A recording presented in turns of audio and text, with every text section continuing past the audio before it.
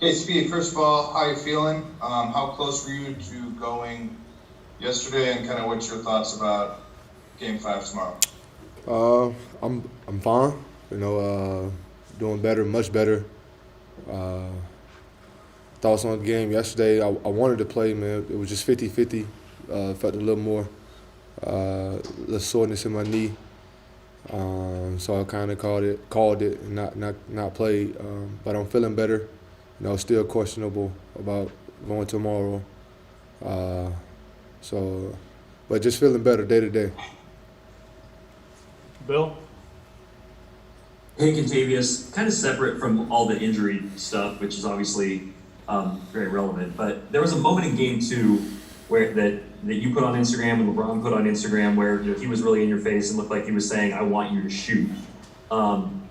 I think you're like 1 for 13, maybe from 3 in this series. Where is your head at as it relates to that? And could you maybe take us through that moment where LeBron was trying to bring you up? I think you tweeted something or posted something about that kind of leadership. Just what did that mean to you, and where are you at? Assuming you're able to get back out there for Game 5. Man, that meant a lot to me. He's one of the leaders on the team.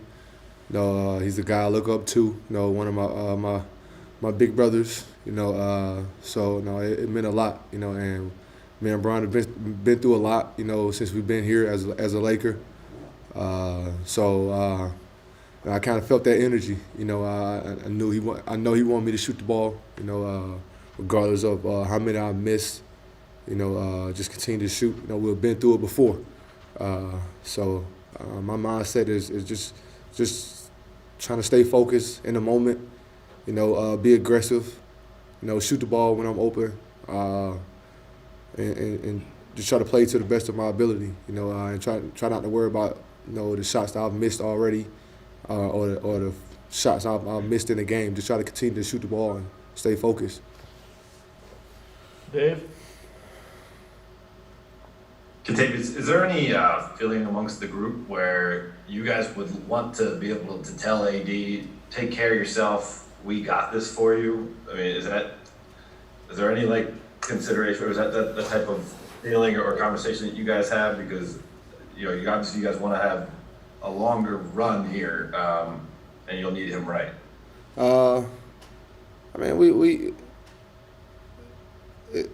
Like it's been all season, just next man up mentality.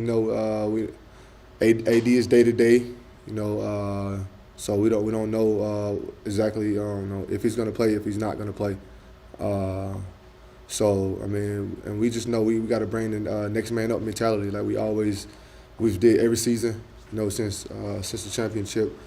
And we just got to be prepared. We know he was a big key, to that offense and defense, and we got to pick up the slack. We've got time for one last question. BT? KCP, with your injury, what things can you not do because of what's happening with it? I don't know. I really texted out, so I don't know what I can do and what I can't do. But I did have a little light, hard workout here today. I felt fine. No pain, I would say. So we're just gonna see. I'm still day to day. But I feel soreness here and there, but we'll see. I felt good when I. Hey, Frank, good to see you. Just wondering what the update on Anthony Davis might be after whatever it's been, 15 hours or so, and how he's feeling, what the prognosis could be looking for the rest of the series. He had an MRI and confirmed a strained groin, and he'll be listed as questionable, but he's literally day to day. We're going to see how he feels tomorrow. We're going to treat it, overnight, do everything we can to get it feeling better, and we'll see where he's at tomorrow. Okay, Dan Woike, please. Hey, Frank. Good to see you as well. I don't want to let Bill be the only one happy to see you. Likewise. How close was KCP to being able to go yesterday? And then I guess kind of related to all of this, if AD is unable to play, you got so much of your offense has been created kind of just by his and LeBron's dominance at times, and Dennis, I suppose, too. Do you have to reimagine the way to score, I guess, if Anthony's not available? First question, yeah, KCP was close. It felt good shooting the basketball pregame, but did not have a great deal of comfort, or had discomfort, I should say, changing directions. So he was not able to go. We're hopeful he plays Tuesday. But again, we'll see how he's feeling, today and tomorrow. And then, certainly our identity shifts if Anthony's not in there. But it's not unprecedented for us. We played a large chunk of our season without him. And, hopefully we can draw on some of those experiences to see how we have to shift. Okay, we will go with Mark Medina, please. Hey Frank, good to see you as well. I was wondering what jumped out to you this season and last with how Anthony has handled any possible frustration with numerous injuries coming up, and also his determination to try to make the best of the circumstances and play through some of them. Yeah, I mean, every great competitor is going to be frustrated if they can't be in there. But I think he's shown an incredible amount of toughness the last 2 years playing through injury. And we saw that the other night when his knee wasn't feeling all that great, and he said he's going to be out there no matter what. I just think that's who he is. He's a tough competitor that's going to play through stuff. Okay, Kyle Goon, please. Hey Frank, apologize for the noise. You guys had a 4-game winning streak coming out of the All-Star break, where you guys were very successful with just LeBron as the main guy. What is that a part of the season you look back to, a stretch where you think if we have to go without AD tomorrow, we can look back and see what we did here? Yeah, for sure. Like I just mentioned, we did play a stretch of our season without Anthony. Not just during that 4-game stretch, but the entire stretch where Anthony was out. And, a lot of lessons that we learned during that stretch. Hopefully we can draw on those experiences if we have to play without him. Okay, Jovan, please.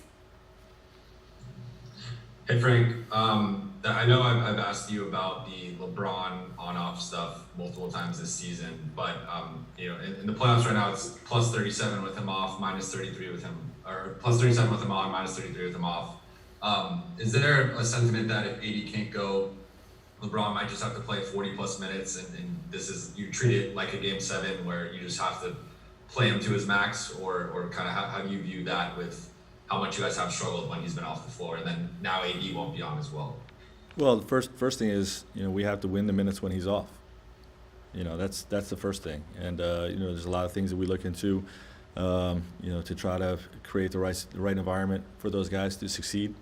And, in terms of the minutes, we're going to do whatever we need to do to win this game. That's the simplest way to put it. If he plays 48 minutes, he's not going to be fresh at crunch time. You know what I mean? Where we need him fresh at crunch time. So, we'll manage it accordingly, and, we'll do everything possible to win this game. Okay, we'll do a few more here. We'll go with Alan Sliwa, please. Hey, Coach, obviously AD on both sides of the ball. Just out of curiosity for tomorrow's game specifically, is it more of a challenge if Anthony Davis is not 100% or he's not there? Offensively, defensively, which, because he's able to do both, I guess, what to you becomes more of the challenge? I would say it's a tie. He's one of those players that dominates both sides of the ball. So we're going to miss his scoring and everything he brings to the table offensively. But what he is defensively is equally going to be missed with his rim protection, his ability to guard on the perimeter, everything he does defensively. So we'll definitely miss him on both sides of the ball if he does not play. Okay, last two. Go with Harrison Fagan, please. Hey Frank, there are a couple of clips going around on social media today of Suns players kind of giving, I guess, some extra contact after fouls were called or after uncalled fouls. I was just wondering, is that, you talked last year about taking things through the official channels if you had any problems with the officiating or anything like that. I'm not expecting you to blast the refs, but like, is that something that you bring up in those kind of post-game, things that you send off to the league? Yeah, I mean, we send things off to the league every game all year, but I'm not going to get into the nature of what those communications have looked like in this series. Okay, and last question, we're gonna go with, I'm sorry, Brian, I didn't see you there. Well, let's see if we can do the last two. We'll go with Jordan Richard and then Brian Kamenetsky. We'll start with Jordan. Hey, Coach. Just wanted to ask you a little bit about Marc Gasol. You used him a lot at the end of the fourth. I can see it brings a lot with your spacing, especially with posting up LeBron. Just wanted to get your insight on that with spacing. Yeah, that's what he brings. That's why we signed him. To give us a different dynamic. Somebody that can, we want to have the balance of having sort of a role threat or somebody that's effective in a dunker like Trez and Drum are, and also have a big that can space the floor. And obviously Marc did a great job the other night. That's what he brings to the table, is the ability to pull DeAndre away from the basket and then create space. So both of those guys can be effective. And have been effective in this series, with Drum's lob threat and rolling to the basket, and Marc's ability to space the floor. Both of those guys bring something a little bit different. Okay, and I lied. We're gonna have two last questions. We're gonna go with Brian Kamenetsky and then Dave McMenamin. So Brian, go ahead. Well, thanks, Allie.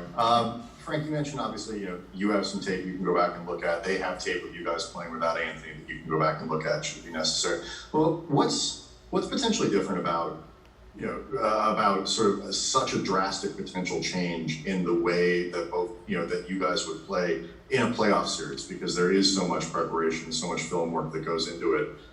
When something like this happens, how does that impact sort of the preparation and the way you can use film and all that stuff? It's really like every other game. You look at everything you expect to see, and you look at all your personnel and the ways you would use the guys you have available. You know what I mean? And it all falls into the bucket of studying the game and preparing for battle. And whether there's a drastic change in personnel, or if there's a drastic change in scheme or lineups that you're facing, you just study the game and you prepare your team for what you expect to see. All right, and last but not least, Dave McMenamin, please. Hey, Frank, just a couple for you. One on Kuz. He started the second half in place of AD.